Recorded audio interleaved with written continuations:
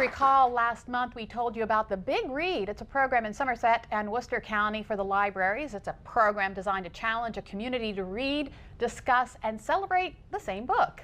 The book chosen for this year was the Pulitzer Prize finalist book, The Things They Carried by Tim O'Brien. And Tim joins us today to tell us more. Welcome, Tim. Thank you for being here. You know, this is a treat for me because I read your book when I was in high school. Now here I am interviewing you. So things come full circle. You know, the first thing, how did your experience in the Vietnam War influence your decision to write? Oh, I'd wanted to be a writer from the time I was 8 or 9 years old, but felt I had nothing really to write about. Turns out I was mistaken, of course. We all have stories. But it wasn't really until Vietnam collided with this desire to write. I was drafted and found myself in combat for, you know, a year of my life. Right.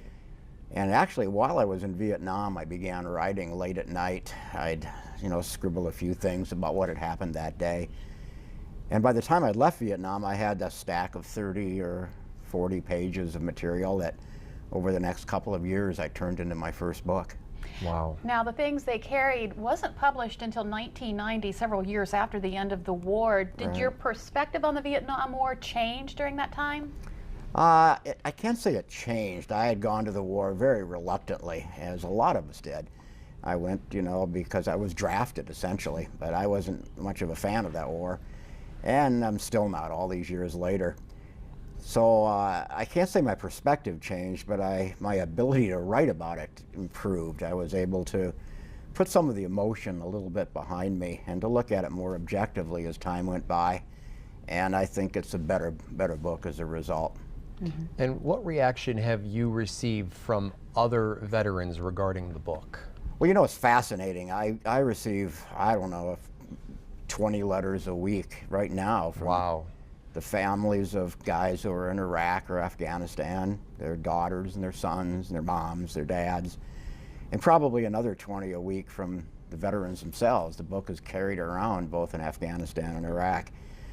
The similarities between, you know, what I went through and what men and women are going through right now are just astonishing. Right. The you know, who's your enemy? There are guerrilla wars, no uniforms, no front, no rear, nowhere is really safe. And all those things are reminiscent of what I'd gone through all those years ago. So to receive the letters after now 40 years, to see that the book is still meaning something to people really makes my heart feel good. It definitely does. And you know, we actually have some reviews from the National Endowment of the Arts. We're going to get those up on the screen. And basically they said, you know, not just a story of the Vietnam War, although it's considered one of the finest books ever written about combat and its consequences.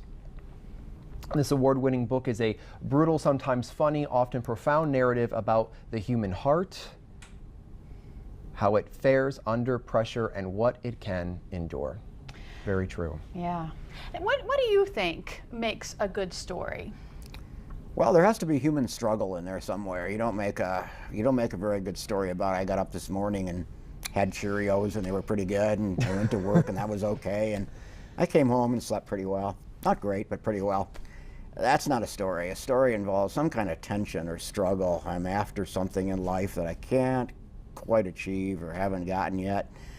Or I'm in love with somebody I can't quite make love me back. Mm-hmm. Now, there's a struggle that goes on, and both comedy and tragedy come out of that struggle. That, unlike the chipmunks, we human beings aspire to things, and there's a world beyond what we actually have. We don't live all in the present. And the story is made up of that struggle. Yeah. Now, you said you had written the book with notes that you had written during the war. Tell us about your process of actually putting it together into a book. Well, it's essentially just sitting in front, in my case, in front of a typewriter for 8 hours a day, day after day after day after day after day. Then you multiply that by many years, and finally a book will appear.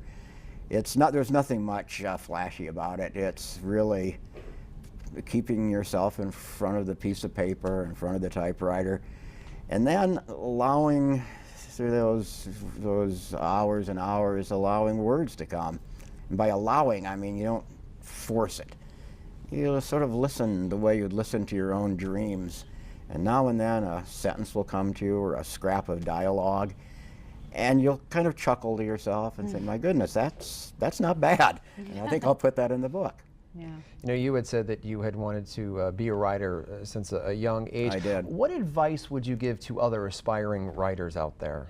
There are only two big things that are meaningful. One is to read a lot. That's kind of why I'm here. It's in celebration of the big read. That I remember as an 8 or 9-year-old kid back in my small little town in Minnesota growing up, going to the library and just spending hours and hours and hours in this place, which was kind of a refuge from the boredom all around me, the soybeans and the corn. And I was able to escape this little town through books and through reading. And I think it was that experience of that old Carnegie Library in my hometown that made me a writer even more than Vietnam. I just loved books as a way of learning about the world and going down rivers and traveling to Mars and all the things you can do in books. And the second piece of advice I'd have is tenacity or stubbornness. You're not going to write a story or a book bowling or golfing or, you know, doing the dishes. You're going to write a book sitting in front of a typewriter or a piece of paper. And you can't teach that. That's I think, partly innate. Something you inherently have to have. I think you have to have stubbornness. Sometimes I feel as a writer I'm more of a mule kind of climbing a mountain than an eagle soaring up there. There's a donkey-like quality to it. Sometimes that work that makes it all more worth it in the end. Now, we do want to mention that you are actually making 2 appearances right here on the Eastern Shore. The first is at the Avalon Theater in Easton tonight at 7 o'clock. And the second is at the Stephen Decatur High School in Berlin, which is also at 7. Both events are free, and we should say the one at Stephen Decatur is tomorrow, again at 7 o'clock. So people can come out and meet you and speak with you. Thank you so much. Great pleasure. It's a great Thank honor. you. Thank you. And if you would like more information about Tim O'Brien or his book, The Things They Carried, log on to delmarvalife.com and click on the show tab. Well, it's that time of year again, the time of barbecue and chicken picking here in Salisbury. Sounds good. Up next, details on what you can expect at this year's Pork in the Park Festival. Stay with us. You're watching Delmarva Life.